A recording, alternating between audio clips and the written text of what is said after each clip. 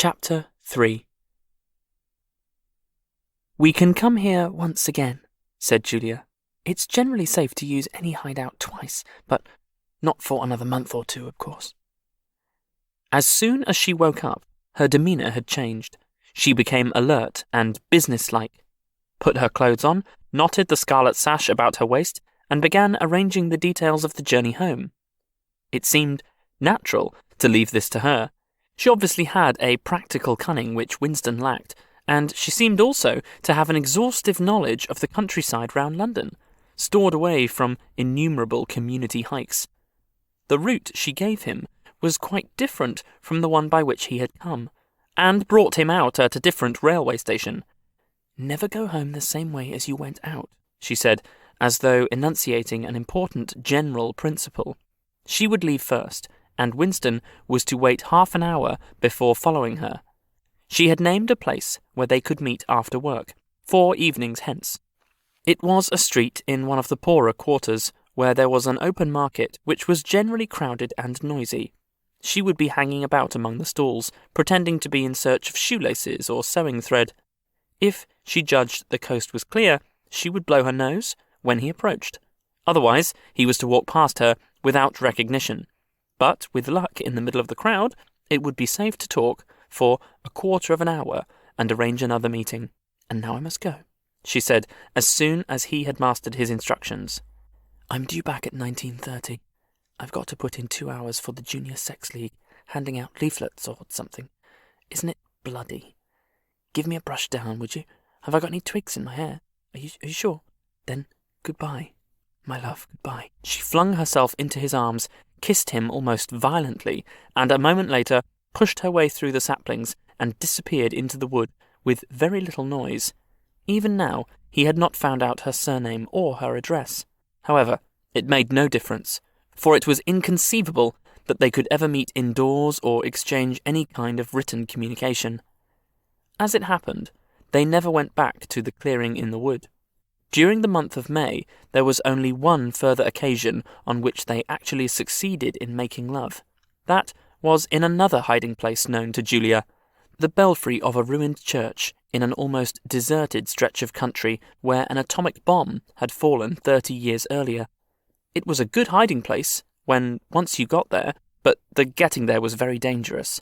For the rest, they could meet only in the streets, in a different place every evening, and never for more than half an hour at a time. In the street, it was usually possible to talk after a fashion, as they drifted down the crowded pavements, not quite abreast, and never looking at one another. They carried on a curious, intermittent conversation, which flicked on and off like the beams of a lighthouse. Suddenly nipped into silence by the approach of a party uniform or the proximity of a telescreen, then taken up again, minutes later, in the middle of a sentence, then abruptly cut short as they parted at the agreed spot, then continued almost without introduction on the following day. Julia appeared to be quite used to this kind of conversation, which she called talking by instalments. She was also surprisingly adept at speaking without moving her lips. Just once, in almost a month of nightly meetings, they managed to exchange a kiss. They were passing in silence down a side street. Julia would never speak when they were away from the main streets. When there was a deafening roar, the earth heaved and the air darkened, and Winston found himself lying on his side, bruised and terrified. A rocket bomb must have dropped quite near at hand. Suddenly, he became aware of Julia's face a few centimetres from his own, deathly white as chalk. Even her lips were white. She was dead. He clasped her against him and found that he was kissing a live, warm face. But there was some powdery stuff that got in the way of his lips. Both of their faces were thickly coated with plaster. There were evenings when they reached their rendezvous and then had to walk past one another without a sign because a patrol had just come round the corner or a helicopter was hovering overhead. Even if it had been less dangerous, it would still have been difficult to find time to meet. Winston's working week was 60 hours. Julia's was even longer, and their free days varied according to the pressure of work and did not often coincide. Julia, in any case, seldom had an evening completely free. She spent an astonishing amount of time in attending lectures and demonstrations, distributing literature for the Junior Anti-Sex League, preparing banners for Hate Week, making collections for the Savings Campaign, and such-like activities. It paid, she said. It was camouflage. If you kept the small rules, you could break the big ones. She even induced Winston to mortgage yet another of his evenings by enrolling himself for the part-time munition work, which was done voluntarily by zealous party members. So, one evening every week, Winston spent 4 hours of paralysing boredom screwing together small bits of metal, which were probably parts of bomb fuses in a drafty, ill-lit workshop, where the knockings of hammers mingled drearily with the music of the telescreens. When they met in the church tower, the gaps in their fragmentary conversation were filled up. It was a blazing afternoon. The air in the little square chamber above the bells was hot and stagnant, and smelt overpoweringly of pigeon dung. They sat talking for hours on the dusty, twig-littered floor, one or other of them getting up from time to cast a glance through the arrow slits and make sure that no one was coming. Julia was 26 years old. She lived in a hostel with 30 other girls. "Always in the stink of women. How I hate women," she said parenthetically. And she worked, as he had guessed, on the novel-writing machines in the fiction department. She enjoyed her work, which consisted chiefly in running and servicing a powerful but tricky electric motor. She was not clever, but was fond of using her hands and felt at home with machinery. She could describe the whole process of composing a novel, from the general directive issued by the planning committee down to the final touching up by the rewrite squad. But she was not interested in the finished product. She didn't care much for reading, she said. Books were just a commodity that had to be produced, like jam or bootlaces.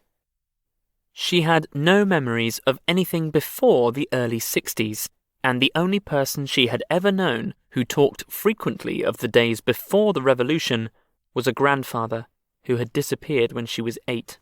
At school, she had been captain of the hockey team and had won the gymnastics trophy 2 years running. She had been a troop leader in the Spies and a branch secretary in the Youth League before joining the Junior Anti-Sex League. She had always borne an excellent character. She had even, an infallible mark of good reputation, been picked out to work in pornosec, the subsection of the fiction department, which turned out cheap pornography for distribution among the proles. It was nicknamed Muckhouse by the people who worked in it, she remarked. There, she had remained for a year, helping to produce booklets in sealed packets with titles like Spanking Stories or One Night in a Girls' School, to be bought furtively by proletarian youths who were under the impression that they were buying something illegal. "What are these books like?" said Winston curiously. "Oh, ghastly rubbish. They're boring, really. They only have 6 plots, but they swap them round a bit. Of course, I was only on the kaleidoscopes. I was never in the rewrite squad. I'm not literary, dear, not even enough of that."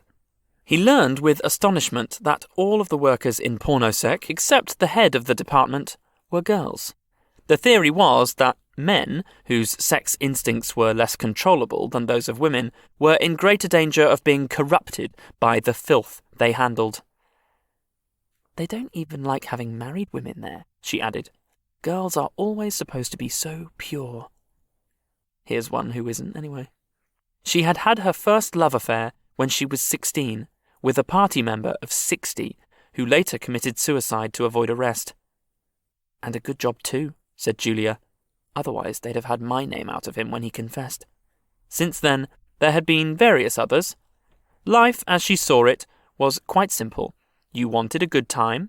They, meaning the party, wanted to stop you having it. You broke the rules as best you could. She seemed to think it just as natural that they should want to rob you of your pleasures as that you should want to avoid being caught. She hated the party, and said so in the crudest words, but she made no general criticism of it. Except where it touched upon her own life, she had no interest in party doctrine. He noticed that she never used newspeak words, except the ones that had passed into everyday use. She had never heard of the Brotherhood, and refused to believe in its existence. Any kind of organised revolt against the party, which was bound to be a failure, struck her as stupid. The clever thing was to break the rules and stay alive all the same. He wondered vaguely how many others like her there might be in the younger generation, people who had grown up in the world of the revolution, knowing nothing else, accepting the party as something unalterable, like the sky, not rebelling against its authority, but simply evading it, as a rabbit dodges a dog. They did not discuss the possibility of getting married. It was too remote to be worth thinking about. No imaginable committee would ever sanction such a marriage, even if Catherine, Winston's wife, could somehow have been got rid of. It was hopeless, even as a daydream. What was she like, your wife? Said Julia. She was... Do you know the Newspeak word good-thinkful? Meaning naturally orthodox, incapable of thinking a bad thought. No, I didn't know the word, but I know the kind of person right enough. He began telling her the story of his married life, but, curiously enough, she appeared to know the essential parts of it already. She described to him, almost as though she had seen or felt it, the stiffening of Catherine's body as soon as he touched her, the way in which she still seemed to be pushing him from her with all her strength, even when her arms were clasped tightly round him. With Julia, he felt no difficulty in talking about such things. Catherine, in any case, had long ceased to be a painful memory, and became merely a distasteful one. I could have stood it if it hadn't been for one thing, he said. He told her about the frigid little ceremony that Catherine had forced him to go through on the same night every week. She hated it, but nothing would make her stop doing it. She used to call it, but you'll never guess. Our duty to the party, Julia said promptly. How did you know that? I've been at school too, dear. Sex talks, once a month for the over-16s. And in the youth movement, they rub it into you for years. I dare say it works in a lot of cases, but of course, you never can tell. People are such hypocrites. She began to enlarge upon the subject. With Julia, everything came back to her own sexuality. As soon as this was touched upon, in any way, she was capable of great acuteness. Unlike Winston, she had grasped the inner meaning of the party's sexual puritanism.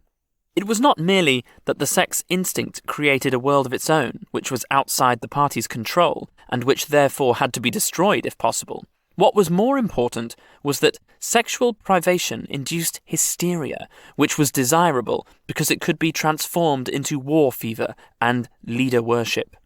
The way she put it was, when you make love, you're using up energy, and afterwards you feel happy and don't give a damn for anything. They can't bear you to feel like that. They want you to be bursting with energy all the time. All this marching up and down and cheering and waving flags is simply sex gone sour.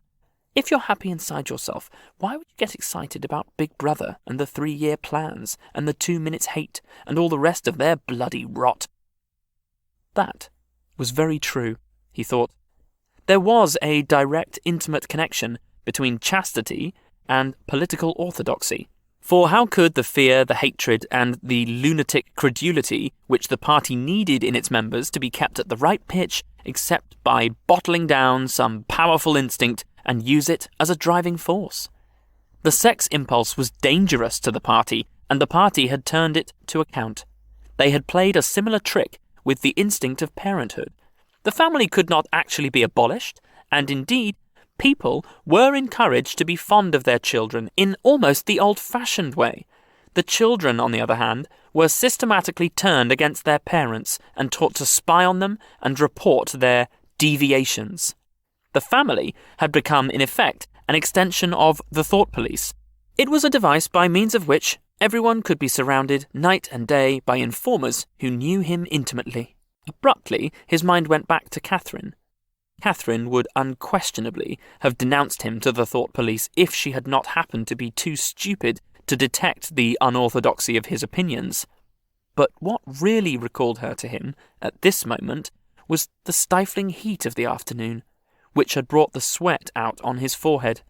He began telling Julia of something that had happened, or rather had failed to happen, on another sweltering summer afternoon, 11 years ago. It was 3 or 4 months after they were married. They had lost their way on a community hike somewhere in Kent. They had only lagged behind the others for a couple of minutes, but they took a wrong turning and presently found themselves pulled up short by the edge of an old chalk quarry. It was a sheer drop of 10 or 20 metres, with boulders at the bottom. There was nobody of whom they could ask the way. As soon as she realised that they were lost, Catherine became very uneasy. To be away from the noisy mob of hikers, even for a moment, gave her a feeling of wrongdoing. She wanted to hurry back by the way they had come and start searching in the other direction. But at this moment, Winston noticed some tufts of loosestrife growing in the cracks of the cliff beneath them. One tuft was of two colours, magenta and brick red, apparently growing on the same root. He had never seen anything of the kind before, and he called to Catherine to come and look at it. "Look, Catherine, look at those flowers! That clump near the bottom, do you see they're two different colours?"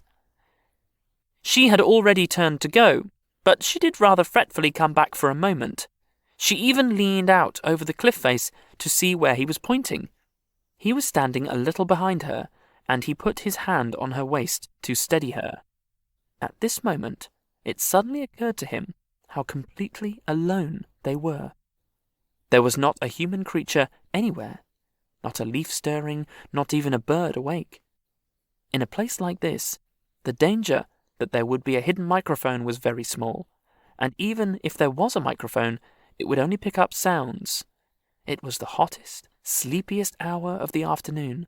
The sun blazed down upon them, the sweat tickled his face, and the thought struck him. "Why didn't you give her a good shove?" said Julia. "I would have." "Yes, dear, you would have. I would have, if I'd been the same person then as I am now. Or perhaps I would. I'm not certain. Are you sorry you didn't?" "Yes, on the whole, I'm sorry I didn't." They were sitting side by side on the dusty floor. He pulled her closer against him. Her head rested on his shoulder, the pleasant smell of her hair conquering the pigeon dung. She was very young, he thought. She still expected something in life. She did not understand that to push an inconvenient person over a cliff solves nothing. "Actually, it would have made no difference," he said. "Then why are you sorry you didn't do it?" "Only because I prefer a positive to a negative. In this game that we're playing, we can't win. Some kinds of failure are better than other kinds, that's all." He felt her shoulders give a wriggle of dissent. She always contradicted him when he said anything of this kind. She would not accept it as a law of nature that the individual is always defeated. In a way, she realised that she herself was doomed, that sooner or later the thought police would catch her and kill her. But with another part of her mind, she believed that it was somehow possible to construct a secret world in which you could live as you chose. All you needed was luck and cunning and boldness. She did not understand that there was no such thing as happiness, that the only victory lay in the far future, long after you were dead, that from the moment of declaring war on the party, it was better to think of yourself as a corpse. "We are the dead," he said. "We're not dead yet," said Julia prosaically. "Not physically. 6 months, a year, 5 years, conceivably. I am afraid of death." "You're so young, so presumably you're more afraid of it than I am. Obviously, we shall put it off as long as we can, but it makes very little difference. So long as human beings stay human, death and life are the same thing." "Oh, rubbish! Which would you sooner sleep with, me or a skeleton? Don't you enjoy being alive? Don't you like feeling? This is me, this is my hand, this is my leg. I'm real, I'm solid, I'm alive, don't you like this?" She twisted herself round and pressed her bosom against him. He could feel her breasts, ripe yet firm, through her overalls. Her body seemed to be pouring some of its youth and vigour into his. "Yes, I like that," he said. "Then stop talking about dying.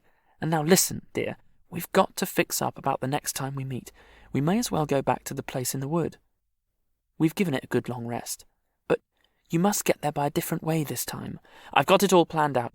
You take the train, but look, I'll draw it out for you." And in her practical way, she scraped together a small square of dust, and with a twig from a pigeon's nest began drawing a map on the floor.